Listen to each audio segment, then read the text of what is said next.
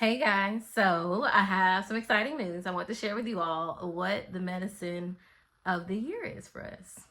So, if you could already guess, we are going to be learning more about the medicine of the rose this year.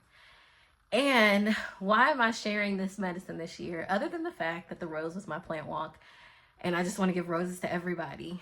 Um, what I have learned is rose is the best medicine for transforming grief and for moving through transformation in general, for walking into your natural alignment, into your gifts, your talents, into nourishing the spirit and the soul. It is the best medicine for soul care. It is a very spiritual herb. And so a lot of things that get highlighted are going to be your spiritual journey, your belief systems, your foundations. In most cultures, rose is symbolic for the Divine Mother. And so it's all about nurturing. It's about compassion, self-love, love in general. It is the herb of love. And so anytime you add rose petals to a blend, you automatically amplify your blend. You automatically increase the potency of your blend. And so I think it's going to be important medicine for all of us on how can we increase the potency in our own lives? How can we create more joy, more love, more abundance, more romance? You know, I always say it's like the self-love affair. My plant walk with Rose was like a sacred self-love affair. And so many things we had to move through, we had to heal through, we had to let go of. But it was like covering myself in adornment. It was walking into an anointing. And so I think that's going to be some beautiful medicine to share in this new year. And so we're going to talk about all things rose. Now we're also going to talk about other herbs because I think it's important to know that rose has companion herbs. Rose is going to be something, it's going to be a catalyst for change. That is what this is going to be about. It's a catalyst for change. It's a catalyst for alignment and walking in your true anointing. And so I just want to share one thing. I had to come on here and introduce that. We're going to talk about remedies. We're going to talk about different medicine you can make. And the most beautiful thing to think about is we just want to figure out how to incorporate more rose petals on a day-to-day basis. Now you can do this in your food, you can do this in your drinks, you can do this in your baths, your skincare. It's a beautiful herb for skincare.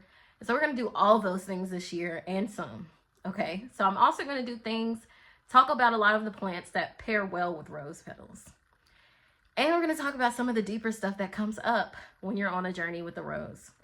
So I want to read something that to me kind of lends a good perspective on what we will be getting into this year.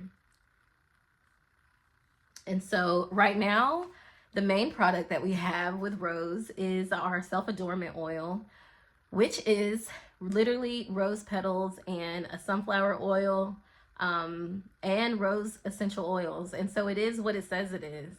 And you can look at it as an anointing oil. You can look at it as a self-love oil. You can look at it as a nurturing oil.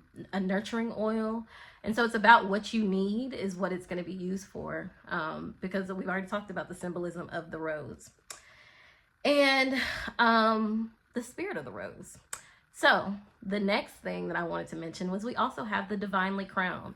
And so as you can see, this rose is popping up in sacred spaces, in royal kind of energy. And I think we're always thinking about, you know, rose petals scattered in the bath or on the bed, or rose petals, you know, as a Mother's Day gift and things like that. So imagine if that was the norm in how you functioned and how you moved and how you cared for yourself, is to give yourself roses and extend that beyond the way we're used to using roses and into your cup of tea. Okay. Welcome to the Remedies of the Rose. She is light but staining. Her wisdom is ancient yet creatively intertwined into every aspect of today's world. She shares the whispers of the soul and medicine of the mother.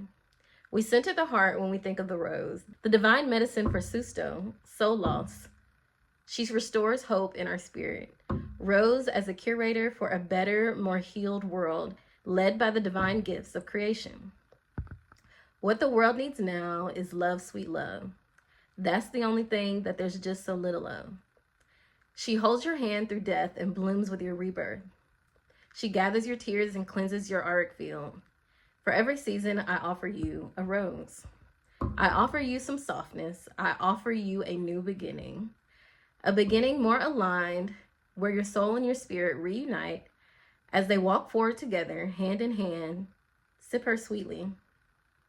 Anoint yourself in her oils and let her baptize you in her waters. If you take up her medicine, you will never be the same. Gather the pieces of your self-worth you mistakenly abandoned along the way. Know that you will be whole again. So how do you invite in her sweet medicine? Simply ask your heart, what do you want today? Then follow the breadcrumbs. She is patient, she is kind, she keeps no record of wrongs. She will always wait for you. Just keep going. And remember, your ancestors loved you so much, they left you rose petals to guide you back home. Let's gather them together.